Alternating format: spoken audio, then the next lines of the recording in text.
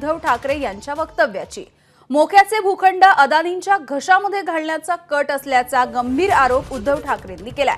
वांद्रे रिक्लेमेशनचा भूखंड अदानीला दिला तो कर्मचाऱ्यांना द्यावा असंही ठाकरे म्हणतात। धारावीतील अधिकाधिक लोकांना अपात्र करत मिठागरामध्ये फेकण्याचा सुद्धा कट आहे। अदानी आणि लोढांच्या घशामध्ये हा भूखंड जाऊ देणार नाही असा निर्धार सुद्धा ठाकरेंनी बोलून दाखवलाय। गद्दारांना 50 खोके, बहिणींना मात्र 1,500 रुपये दिले जात आहेत असंही ठाकरे म्हणतात। लोकसभा निवडणूक संविधान रक्षणाची होती आणि आता विधानसभा निवडणूक ही मराठी माणसाची असल्याचंही ठाकरेंनी म्हटलंय।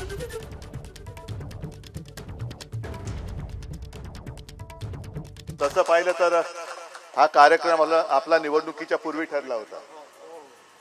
कोणी तंगडमध्ये घातलं तुम्हाला माहिती आहे, आणि आपल्यामध्ये तंगड घातलं की आपण काय करायचं ते तुम्ही त्याला करून दाखवलेलं आहे। मध्ये आला तर आडवा करायचा, तसं तुम्ही आडवा केला त्याला। पुन्हा तो काय आपल्या वाटेला जाईल असं वाटत नाही।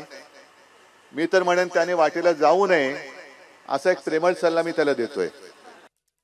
मध्ये लोकसभेच्या वेळेला मी बघितलं होतं खतांच्या पिशवीवर सुद्धा मोदींचा फोटो। अरे संबंध काय? लसीकरणाच्या सर्टिफिकेटवर मोदींचा फोटो होता, कारण लस म्हणे त्यांनी तयार केली असं आमच्या उपमुख्यमंत्र्यांचा शोध होता। मग लस त्यांनी तयार केली मानलं आम्ही, म्हणून तुम्ही त्यांच्यावरती मोदींचा फोटो टाकला। खताचं काय? खत कोणी तयार केलं? शेतकऱ्यांचे जे काही मुद्दे आहेत ते मी ग्रामीण भागात मांडत असतो, पण शेतकऱ्याला मुळामध्ये बोगस बियाणं दिलं तर होणार काय? आणि म्हणून तुमचं काम हे मोठं आहे। बोगस बियाणं तुम्ही उकडून टाकलं, मध्ये जे काय आमचीच चूक होती, आम्हीच ते पेरलं होतं।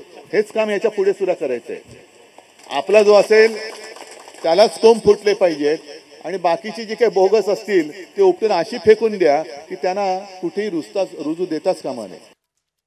अनेक मोक्याचे भूखंड अदानीच्या घशात टाकायचे, म्हणजे संपूर्ण कदाचित म्हणजे आपण ते होऊ देणार नाही, पण आरसीएफ सुद्धा अदानीच्या घशात घालण्याचा त्यांचा डाव आहे की काय? वांद्रे सरकारी कर्मचाऱ्यांची जी वसाहत आहे त्यांना तिथल्या तिथे घरं मिळालीच पाहिजे, जी मी दिली होती त्याच्यासाठी शिवसेना आज सुद्धा आग्रही आहे, मिळालीच पाहिजे।